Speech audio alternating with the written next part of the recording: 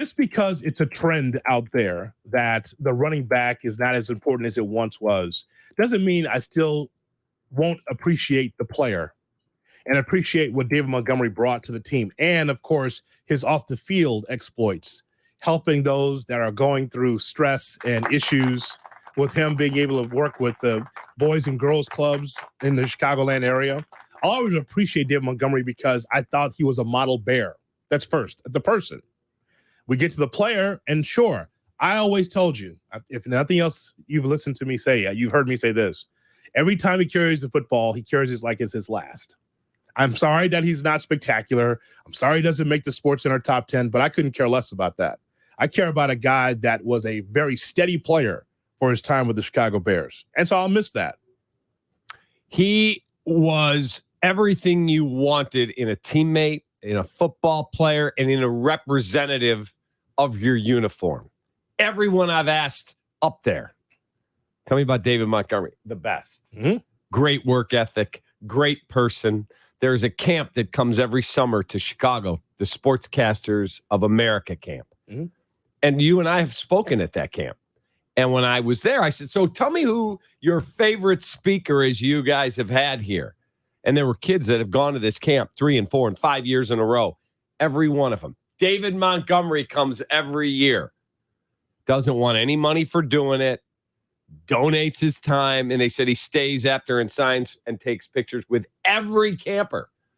I'm like, David Montgomery still doing that now that he's somewhat of a star? Absolutely. Yes. It told me all I needed to know, that guy never forgot where he came from. But I love the notion that David Montgomery's a lion and everyone's like, oh, shoe, it's fine. We'll just find another running back. You could find another running back all you want.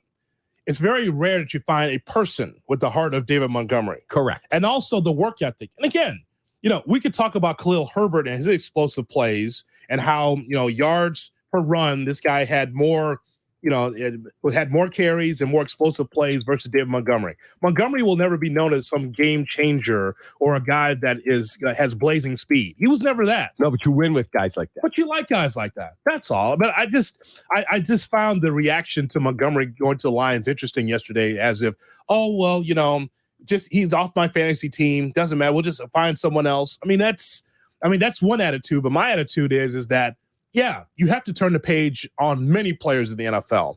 We're not going to get to the era where people are going to stay in one spot for their entire career. We're just not going to have that. Even the great Tom Brady had to leave. Even Joe Montana had to leave. So I get that. But when we talk about David Montgomery, I will just take my hat off today, and then we'll move forward and talk about the current Chicago Bears. But I'm just saying today, I'll take my hat off to a guy that was a terrific person, and I think he played as hard as he could for some bad teams. And that'll be the end for the 2019 draft for the Chicago Bears. Correct. Nobody left. Correct.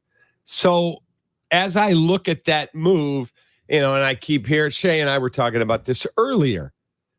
Take a guy in the 4th, 5th, 6th, 7th round. And I was listening, yesterday. I did afternoons with Tommy. People are, Isaiah Pacheco could make it work. Yeah, he's got Patrick Mahomes, Travis Kelce, as you like to call it, Iron Gate offensive line in front of him.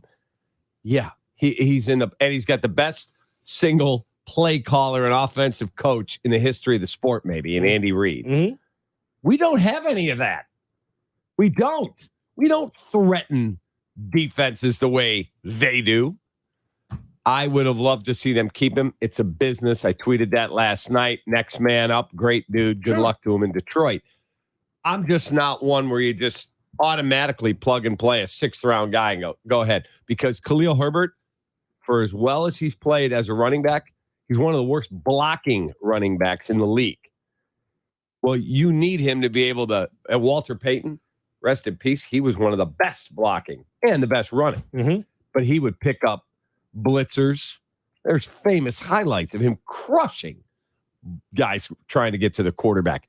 So the Bears, I still think, have a glaring need for a bell cow stud running back. Can they find one in the 4th round? I hope so.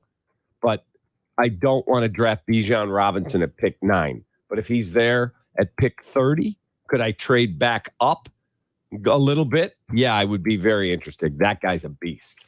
So, as everyone throws the running back position out, the baby with the bathwater just pushes to the side. You were going to use that term. Well, that's what it is. Yeah. Right. It's just like, it doesn't matter. Just throw the baby with the bathwater. So just push it to the side. I still believe in the thunder and lightning dynamic of the running back position. Mm-hmm. I believe, because what you said is that Herbert doesn't give you the ability to block down the field. Correct. Okay, so you want to be able to have someone else that could be able to do that. And then maybe that's why Blasingame was re-signed, the fullback. Correct. We rarely see him, by the way. We see him in special teams. Well, Matt Nagy wasn't a fullback guy. He didn't want one even on the roster. How about last year, Blasingame? Remember seeing him like a lot of, not really. He's on the roster, I know. Yeah, they use him to block. They don't use him to run at all. But the funny thing is, so Matt Nagy's the offensive coordinator in Kansas City. Yeah. Go look and see, do they have a fullback on the roster and does he play? That'd be Michael Burton, who used to be on our roster here. I remember him. And we let him go. Yeah, I remember him. All of a sudden now they've got a fullback that Matt Nagy has to utilize because he's a part of what Kansas City does. He's an excellent blocker. He helps protect Patrick Mahomes. So the Bears have their fullback. They signed a kid out of Seattle last night who's more of a special teams ace. He can carry the ball, but he's not, I don't think, your number 2 back. So whether they get one in free agency or whether they trade for one or draft one, I would think it's more likely that they draft one. Mm-hmm. But Miles Sanders is sitting out there and nobody's beating his door down. So he's leaving the Eagles because they replaced him with Rashad Penny of the Seahawks. So you want Miles Sanders? Austin Eckler is asking for a trade. I don't know what the price is.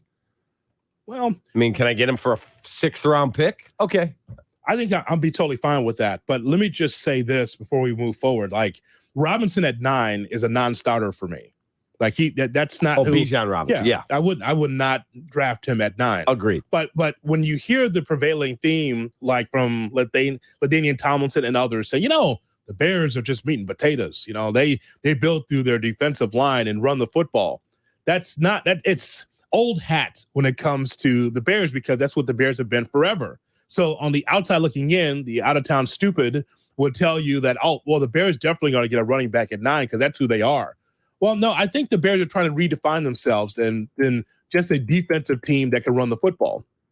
They're more than that. I don't see Robinson, the running back, being drafted at 9 because that's not who the Bears are anymore. I think, they do run the football, but they want to have a vertical passing game as well. Balance. It's all I've ever asked from the Bears as a Bears fan is to have balance on your offense. You can be able to do both. Imagine to have the defense on their heels. Like, I don't know what Fields is going to do back there. I mean, he could run with the football. They can have a running game. They might be able to use more. I mean, I don't know what to expect. That's what you want in today's NFL. So the unexpected. Correct. Bijan Robinson is an incredibly talented player. Incredibly talented. And if you told me the Bears were coming off a run to the NFC title game, and boy, if they could get one more playmaker, and they had pick 29 and he's sitting there, okay, let's go. Mm-hmm. Pick 9 on a team that, for all they've done so far in free agency, their defensive line is the worst in the NFL. They added like a rotation guy from Tennessee. Mm-hmm. And then Tennessee went out and replaced him with someone better. Right. So who's stopping the run on our team? Who's pressuring the quarterback? That's far more important in my world. When you don't have many defensive linemen, you've got to be able to fill the bill. Dominic Robinson is one spot, but what about DeMarcus Walker is one spot at D tackle, but what about the rest? What about on the left side? Right. Yurko said yesterday, he says, it's weird how the Bears are building their house. You're not building it from the outside first. You're working on the inside first instead of the outside. What about the outside? Meaning that he wouldn't have went linebacker first in this spot. He would have tried to get the outside, the lines, offensive and defensive lines fixed first.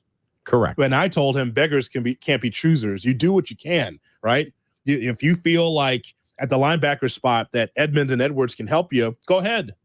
But just make sure that the offensive and defensive lines are taken care of via the draft and free agency. You got to get that done.